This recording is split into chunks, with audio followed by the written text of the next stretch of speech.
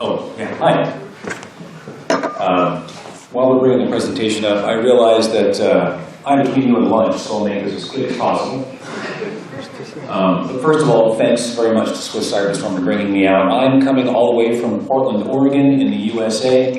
Background in telecom, internet, banking, finance, insurance, and a lot in the energy space for electric, oil, gas, various infrastructures, water, transportation as well. Done a lot of work in the SCADA and industrial control systems community space. So my presentation will be focusing more on the industrial control systems environments, critical infrastructure environments. It's the top one there.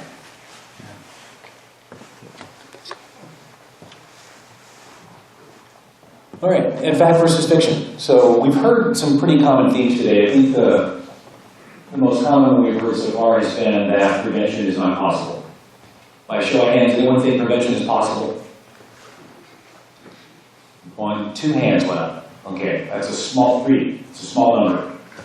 I'm going to start by agreeing, first of all, I don't think prevention is, I think it's still worth the money. It's still worth doing. I just don't think it's going to be the only thing you should do. We'll get to that roughly toward the end of my presentation. So I typically start this presentation out with some made-up words, but given the language barriers, I won't use those. I'll just kind of sum this up with some other ways to say it. Let's start the conversation by talking about how embedded our environments are. I'm going to call them hyper-embedded.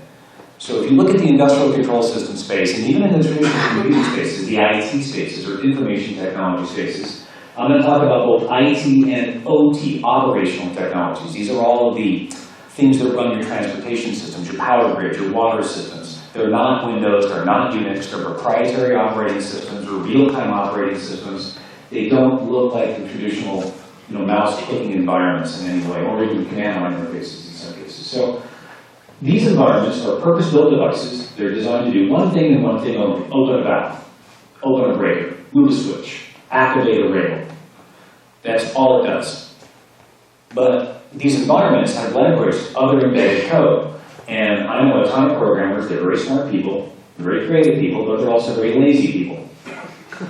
They will reuse code every single time. They want to write it once and reuse it. So as such, we write it once and reuse it over and over and over, and we embed it inside something else that's embedded, inside something else that's embedded, inside something else that's embedded. And we've hyper-embedded ourselves to the point where we've forgotten what we've embedded. We totally have. As such, this creates an interesting array of surface area entry points for the attackers, because we've essentially forgotten all the places we're supposed to protect. Now, at the same time, we're connecting everything to everything else. The story, there's I forget the manufacturer, but they're coming out with a toothbrush that, it's a Bluetooth toothbrush that connects to your computer. I got 2 boys at home, and getting them to brush their teeth is a challenge. 2 boys. So I took a look at this, and I thought, this is actually pretty interesting. And the kids can, as you're brushing, the motion sensor in the toothbrush basically shows a display in the mirror so the kid can see how long you're supposed to brush. There's lights that flash, and you get to a certain point, it gets to a green stage, and you can stop brushing, right? But since I have 2 kids, they can compete against each other for good brushing habits, right? Toothbrushes are talking to my computer now. The funny thing is, I'm probably going to buy it. But yes, everything is connected to everything. If you look at the recent MIT publication on smart dust, we've gotten to the point where we actually have chips and boards that can live in the nanospace. You can sprinkle dust that can communicate to other dust and tell you environmental conditions. This is not a joke, this is real. Everything will be connected to everything else. We are hyper-connecting our world to a state where it's shocking, profound. Again, creating surface area entry points for all forms of attacks as we move the Internet of Things. Let's talk about temporal distance. As I mentioned, there's purpose-built devices in the industrial control systems space. They open a valve, they move a breaker. These were designed to run for 30, 40, 50, 60 years. No joke. And they will run very efficiently, very effectively for that long. So these devices, some of these, this is just some metering infrastructure, but what's called a remote telemetry unit or remote terminal unit. It collects information from the field. It's devices that are sensing and controlling your world out there in the infrastructure that have to come into your aggregation points. They often come into what's called an RTU. This RTU, essentially, the old ones were about the size of a refrigerator, really big piece of machinery. The new ones are about the size of an iPhone. And they do about the work of about 50 other RTUs, if not 100 or 1,000. So we're taking the technology that used to be massive pieces of infrastructure, and it's getting smaller and smaller. It's getting much more complex, much harder to maintain. And the staff that maintain a refrigerator-sized RTU are the same staff that are maintaining the iPhone-sized RTU. And these two devices sit right next to each other on a rack in the same facility, whatever it might be. So that's the temporal distance we're dealing with. Is literally the same people are maintaining a 50-year-old device that are maintaining today's device. Those skill sets don't always mesh very well. It's very difficult to maintain that much technology over that span of time. As we heard from Microsoft, they're trying to get rid of XP. We're trying to get rid of 50-year-old refrigerator-sized RTUs. Very different scenario. Let's talk about digital distance. The distance between the click and the move, or I used to say the clicky and the whirly. What does this mean? So let's say you've got a control center. You're managing a power grid. The control center sits in a city. The actual substation may sit hundreds of kilometers away, thousands of kilometers away. If you look at the US, you've got many miles of distance between where we actually initiate the control signal and something happens out in the field. So when I click the screen, a breaker opens out in the field. This environment is where the cyberspace touches the kinetic world. You can do something in cyberspace and have a real kinetic, physical world reaction somewhere out there in the geographic distance. The digital distance, very different concept. You start at the person's mouse, the firmware that makes the mouse actually work. The protocols used for that mouse to actually communicate with the computer over a wire or Bluetooth. The software inside the computer, the network stack inside the network layer. All of this digital stuff that goes from the person clicking the mouse stroke to a valve opening in the field is the digital distance. We're inserting more and more shims into this digital space, so we're expanding this digital distance exponentially, non-stop, and it just keeps going and keeps going and keeps going. This digital distance is again creating more surface area, more attack points. So, we get all this stuff talking to each other, we get it all connected, and we have smart dust. My background is actually not in computing, it's in biology. We study a lot of herd dynamics and look at the emergent intelligence. If you watch the way a school of fish or a flock of birds, a herd of wildebeest, they will behave as though they're one organism. When confronted with threats, food, you name it, whatever the, insert any kind of change to their environment, they're individual organisms. They're all unique fish. They're all unique birds. But as a whole, they behave like they're one organism. They gain this emergent intelligence. We're beginning to see this intelligence inside of our computing environments. Now, here's a brand new hacking platform. Let's hack the emergent intelligence and make it do things that it wants to do, that we've told it to do, that was not anticipated. The unintended consequences of the emergent intelligence that we're creating inside of our systems. That's a fun new hacking platform. Oh yeah, contested territory. Someone said that your intranet should be more secure. I would argue that it's not. Your intranet is a cesspool. Your intranet is just as infected as anything else out there. And if you think I'm lying, you're not looking. It's just as bad as the internet. You don't own the internet, and you probably don't own your own intranet, for that matter. I like to call it co-managed. Someone else is helping you manage your intranet for you. And we've actually seen attackers come in and patch your systems and clean up your environment so that it'll keep running. And they can keep a foothold. Co-management, you can just outsource that to your adversaries. So it works quite well. Air gaps. These are some myths that I've got up here. Air gaps. Anybody actually seen a truly air gap network? There are very few of them that still exist. Especially in the industrial control system. Everyone thinks that the industrial environments are all air gapped.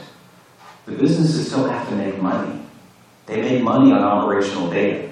That operational data's got to get to them somehow. They can't just walk over and look at the screens and translate that into market benefit. It doesn't work that way. They got to use that data for historical purposes, forecasting purposes, all kinds of real-time market purposes. That data is money. And if you don't think data is money, ask Facebook and Google how many billions they made on how much your hair smells great from a new shampoo. I mean, even innocuous data is worth money. All that data essentially is their bank. And if they're not going to want to connect to that, you got to rethink that. They will want to connect to that at some point in time. Those air gaps will go away. They have to get access to that data to continue as a business. Prevention is a myth. It's just not, try it. You can do it. Keep doing it. It's the right thing to do, but it's not going to stop anything. Attribution, we mentioned several times. If you can actually get attribution, I'd be surprised. Because it's a classic game. If you want to make it, you can start all kinds of problems with making it look like somebody else than it was the other parties. Attribution is incredibly difficult on the internet. It's very easy to be somebody else or some other nation on the internet. And unicorns and some other myths like Bigfoot, Sasquatch we have. Intelligent adversaries. Yes, they're smart. Okay. But the real problem is they have three things you don't. They have people, they have money, and they have time. No one in this room can say they have all three of those things. You might get one, you might get two, but your adversaries have all three. Essentially, you are outgunned, period. No question, you're outgunned. So, did you come here today thinking that you actually had to be a nation-state quality defender? Because that's the reality. That's who your adversary is. Anybody think they can actually defend against something like that? As you mentioned, prevention's probably dead. Thinking about response. Yeah. I've heard the advanced persistent threat. The attacks that I've seen that have actually done some really good damage were remarkably mundane. They were pedestrian, they were simple. They tricked users into doing stupid user things that stupid users do. Not because they're stupid, because they're just human.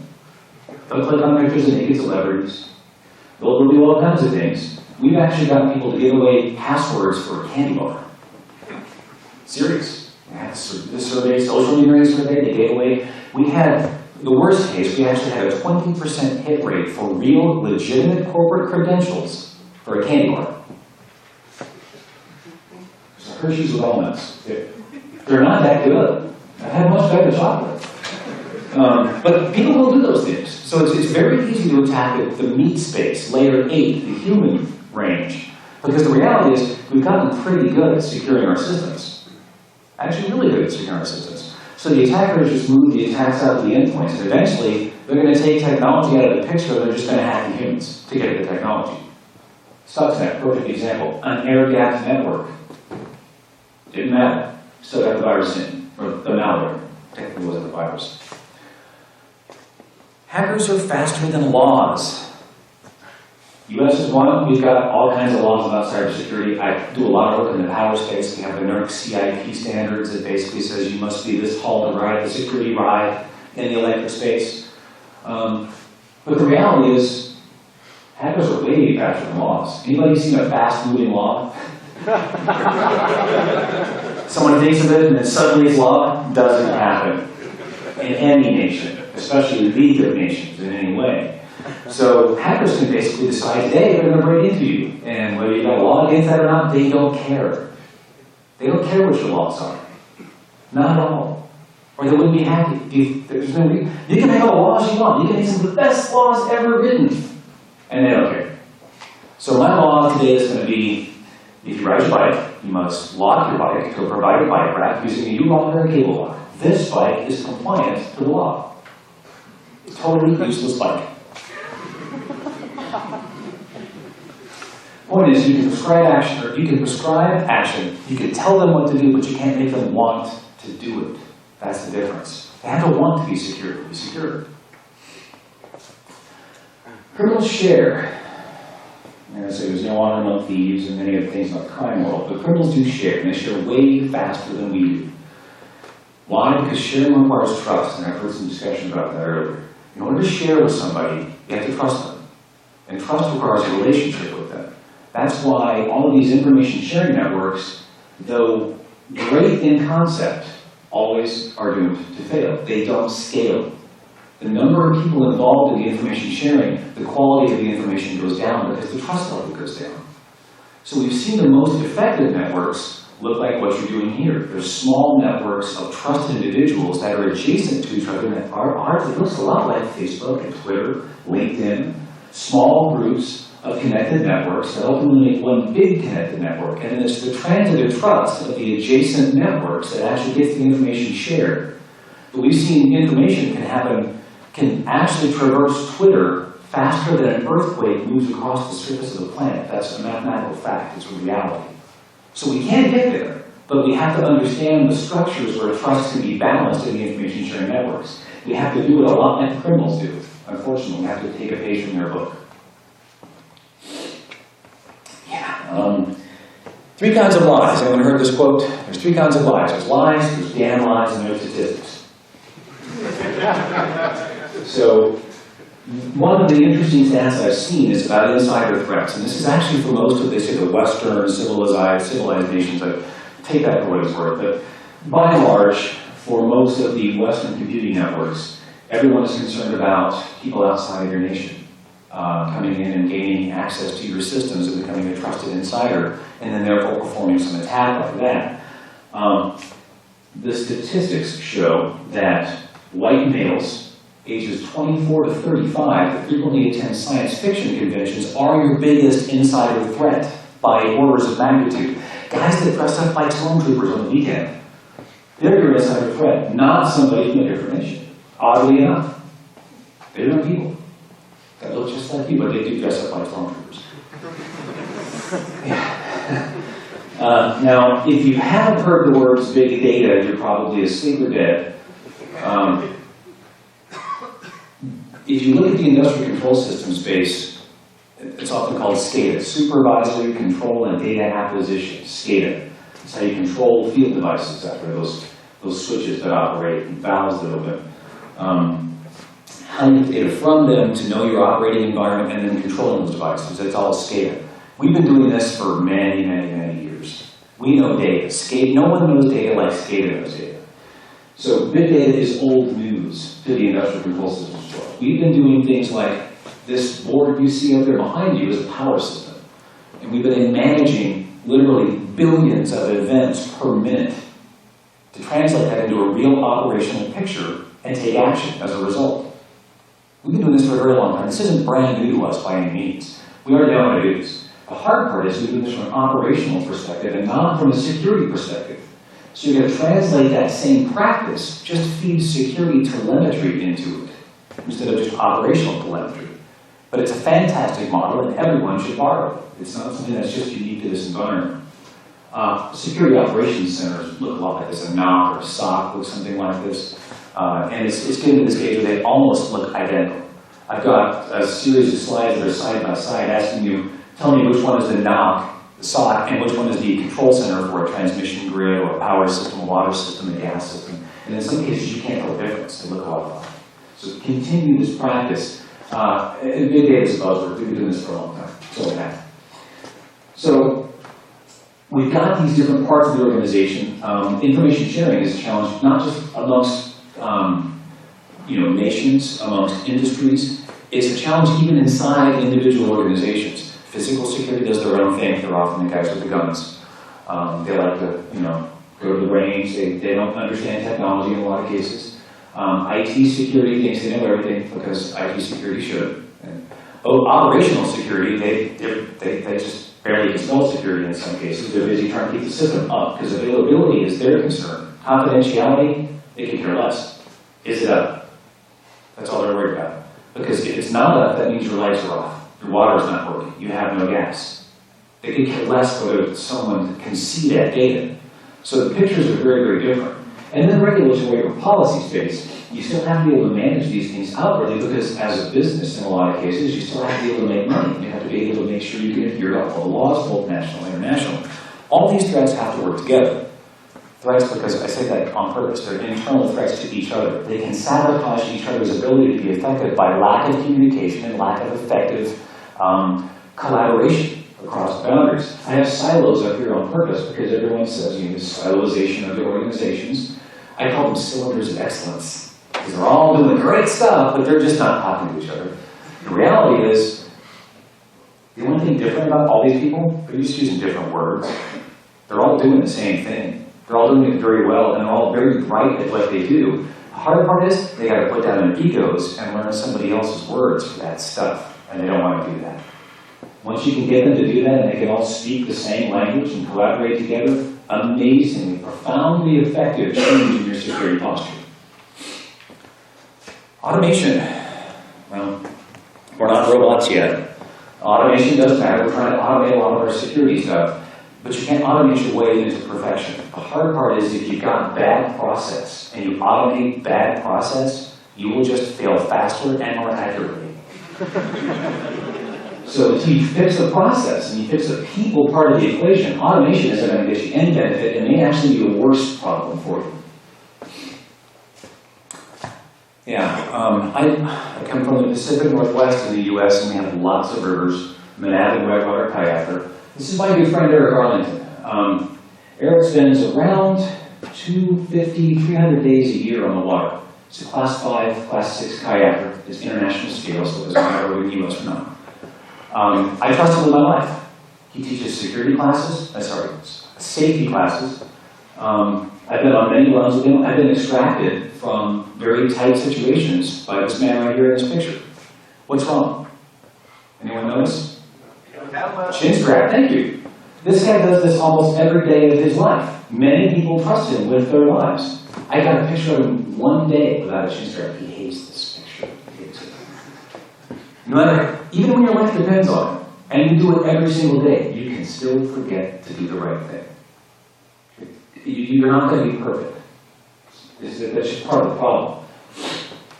So the hard part about this is someone mentioned, we talk about drills and practices and response. You've got to do this nonstop. You've got to make it muscle memory, such that when you respond, it's not something to think about.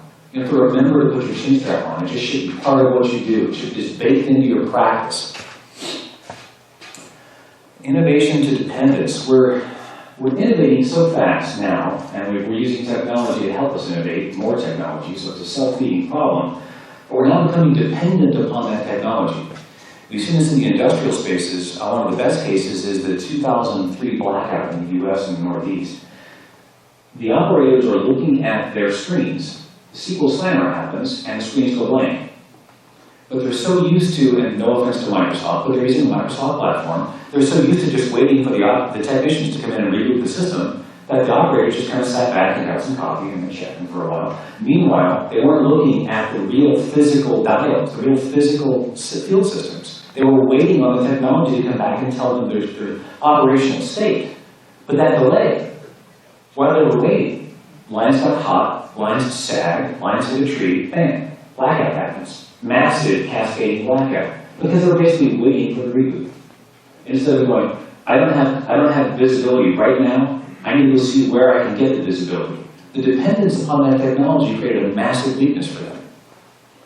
So you can't just rely on the technology in every single case. You've got to make sure you've got some sort of backup, unfortunately, analog procedure in a lot of cases. Keep it simple. Bruce Schneider's been quoted at least once so far. I'll quote him again. Is complexity is the enemy of security. We're getting to a place where we're adding so much complexity to our environments, just as I mentioned with the hyper-embedded, hyper-connected environments, that if you don't keep things simple, intentionally force simplicity into your environment, it will run away from you, and it will become so complex you cannot manage it, especially cannot manage it securely. So keep it as simple as you can, but remember that it's not going to come naturally. You're going to have to force it in there. You have to force simplicity these days. It's a strange concept, but it's reality. You have to actually introduce simplicity back into your environment. Gone today, here tomorrow. You ever seen the whack-a-mole game? Just the thing pops up and you hit it, and another one pops up and you hit it. And you can do this all day long, right? That's the reality of the vulnerability market these days. Every piece of software is vulnerable. I get asked, how vulnerable is it? Is critical infrastructure vulnerable? Yes. Yes, it is. Yes, it is. There's no doubt about it. There will always be bugs in every piece of software ever written. I don't care how good the programmer ever is. Lots of different reasons why.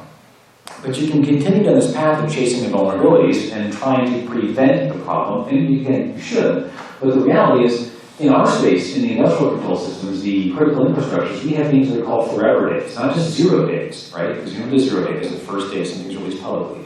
Forever days are, this is going to be a vulnerable system forever. As long as the system is installed. Why? Because the people are wrote it, or 3 engineers in a basement, and they're all dead.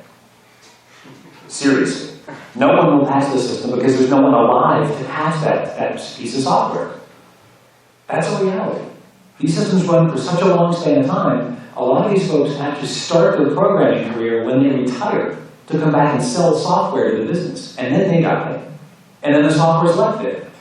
So it will be forever vulnerable. That, or in some cases, taking a system down to patch it means turning the lights off, or turning the gas off, or turning the water off. So these systems have to be on, and patching them, in many cases, just is not an option, or it's not a reality, whether it's a business reality or any other means. The last piece of this is classification games. There's a lot of different vendors that are relatively new in the critical infrastructure to dealing with vulnerabilities. They've never really had, not as other systems were never vulnerable, they were always vulnerable. They just never really had to think about the connected environments. They've been air-gapped, they've been isolated, and when you put the system in, the only patches were for new features. They weren't for security in any way. So as we're moving to having to patch these systems for security, when we get on this kind of patching treadmill, they just don't, this is a completely different world for them. So they end up just classifying it instead of being a critical, must patch, stop everything, do this now. They just say, well, this is something you're not going to do in the next feature upgrade that comes out in 2 years.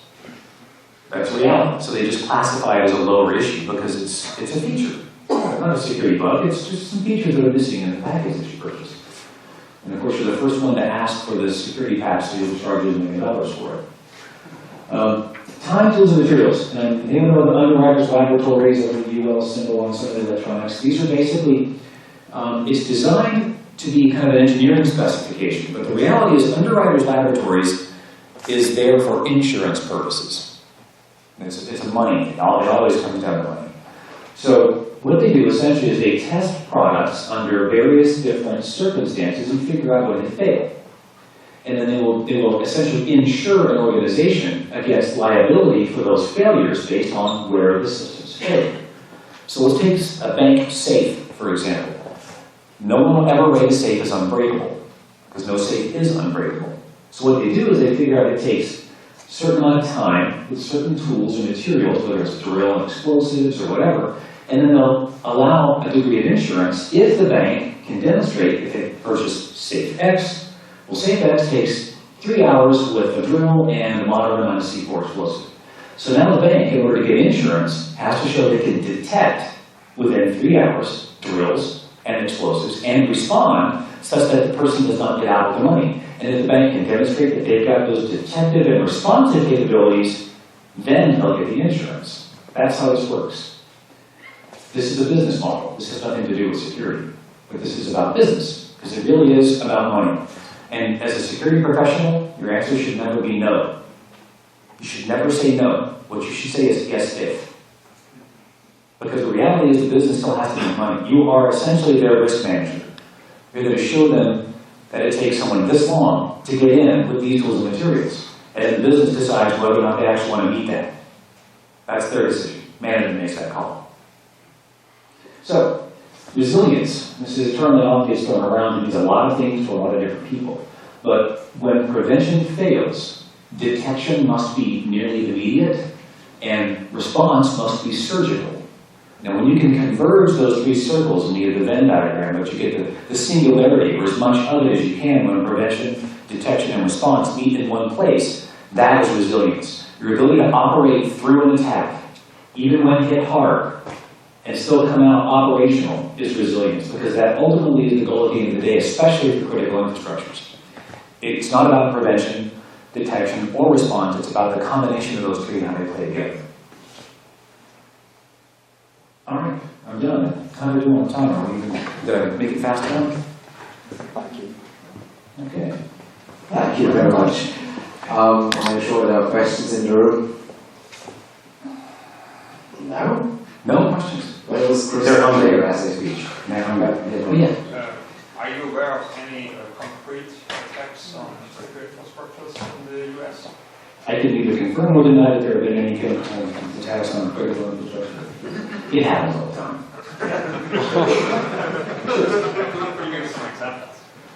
I can't give any specific examples, but I can say that every single organization in the U.S. has turned away attacks on a regular basis. Internet stuff that's automated happens all the time. Target-based attacks, they're more rare and are often social engineering approaches that we've seen. Rarely are they trying to come in. Most attackers, like really good thieves or really good criminals, they don't come in the front door with a marching band behind them, right? They come in quietly through a side door, through a partner channel. They're very covert about their actions, but in most cases, the technology is getting fairly good at protecting the perimeter so they go through human-based attacks. We do see evidence of that in a regular case. There's some public releases about FBI threat notices for social engineering on certain infrastructures. Those pieces are public. But yeah, it happens. It happens everywhere, not just here. Well, here it doesn't. Right. Right. It's because packets have boundaries. They know about borders. Any other questions? Fire away. I wonder a little bit why we don't manage to encourage vendors such as Siemens and Honeywell to maybe improve their security culture a bit. It seems to me that they have no economic interest to invest in this. Some do, and Siemens has actually made some good progress since they were part of the Stuxnet problem. They got a very big public black eye over that matter. Honeywell and the others, some of them are now using it as a market differentiator. They're trying to show that their products are more secure than their peers. But I think the reality is security is hard, and security is expensive, and it's not something that's easy to fix. And honestly, the reality is, even if they did become the most secure platform out there, chances are it would be more expensive than the utility wants to buy, so they would choose a different vendor because of cost. And if the patches were available to make the product that much more secure, they may never actually get around to implementing the patch until the next iteration of the software. And then they would choose a different vendor because of the cost. So until it becomes economical for both sides, then it's going to be a challenge going forward until we can make it. Because just to give you an example, to put an encryption chip on a smart meter costs roughly 50 cents, right, US. But when you're talking about 500,000, 5 million smart meters, that's a cost differential that maybe the customer is not willing to pay for. So it just depends. But yet right now there's no market driver for it. And security is an asymptotic curve. You can never spend enough to actually be 100% secure. So at a certain point you reach the point of diminishing returns, and then everyone just bails out for economic reasons. Security is about business. It's all about making money. Yeah, sure, but I think especially governments should have a vast interest in encouraging such companies to improve their design. And I'm not talking, high-flying security measures. Mm-hmm. I'm talking basic SDL, basic hardening. The simple stuff. The simple stuff. Yeah, a lot of them aren't even doing that. You're right. There's been talk about things like recall notices, like if a baby stroller manufacturer somehow has a problem and the babies get injured or something, then recall notices happen, they have to fix the product. There's talk about that at least, where there's some liability, not that they would get hit with penalties or same thing, but they have to fix the product and get it out there at their cost and not to the customer. There's a few models being thrown around right now, but we're still early enough in this process. It seems like we're not, but we are still early enough in this process to actually make it in some way a balance across all nations, all infrastructures, because Siemens makes software for water, gas, oil, transportation, your home, thermostat, you name it, they're everywhere. So it's not something you can just say, do this. It's a very, very difficult and complex problem from a policy and technology perspective. But keep the pressure up. Don't just throw your arms and say, oh, it's too hard a problem. Keep pushing. Keep pushing. One more question. Are there any legislation you would like to have to happen in respect to critical infrastructure protection? Great question. Yes, I've been a federal regulator in the U.S. I actually regulated in the power space. I was the auditor that would come through and write penalties, millions of dollars per day per violation if you weren't following the law. There's a lot of unintended consequences with regulatory law. The one thing I'd like to see is we don't understand risk very well in our space. We're really bad, frankly, at judging risk. It's very visceral. It's not, our gut reaction to risk is not good. So we need to make this a more educated, unfortunately, I mean not unfortunately or unfortunately, an academic exercise in risk. We don't have actuarial data. No one wants to talk about security breaches, or how bad it was, or how embarrassing it might be because you just left the door open. But that's the reality, is if I had one thing, I'd like to see breach notices, so we can get real actuarial data on what is happening out there, because we can't make informed and educated risk decisions until we have that empirical actuarial data. We know about healthcare because we've been tracking human health behaviors for hundreds of years. And we're actually going to make some really good changes in that direction. But without this in the cybersecurity space, we're just guessing. And we're lucky if we get it right. But we need to be able to make educated guesses. And if anything, arming us with that data and make educated guesses about risk is probably our best start from a multinational baseline regulatory perspective. Last question before lunch. Nevertheless, I'm not really happy about your answer to keep the pressure high. You have shown us in an impressive way how many problems we have to solve, how many different sectors are involved, how strong the technological shift is, in combination with which we are forced to solve this problem. And we have also an extremely impressive lack of expertise to solve all these problems which you have shown us. So keep the pressure high is probably not specific enough to have some good ideas or strategy to solve these problems. Otherwise we can say, okay, leave it as it is, it works. Yeah. It's a general answer. The hard part about it is we're all so different. I've talked to lots of different people every day. There's management, there's technicians, there's government officials. So keep the pressure high for your respective area and for your area of interest and, as we heard earlier, your passion.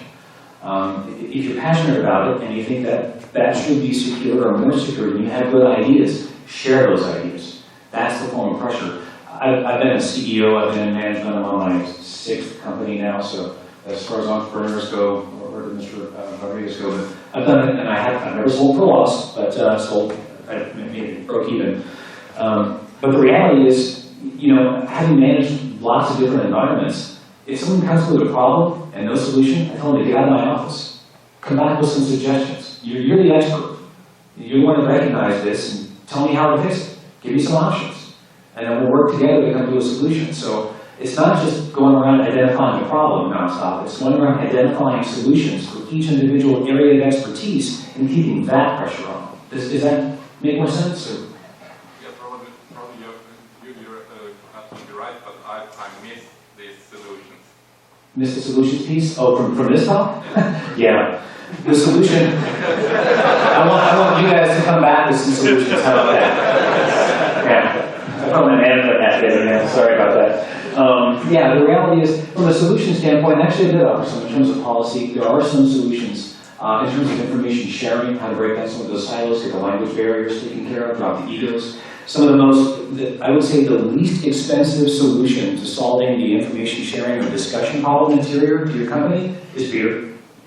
You can spend a lot of money on classes and technologies and all this stuff. Honestly, you get 2 folks in a room and put beer in front of them, they'll start talking.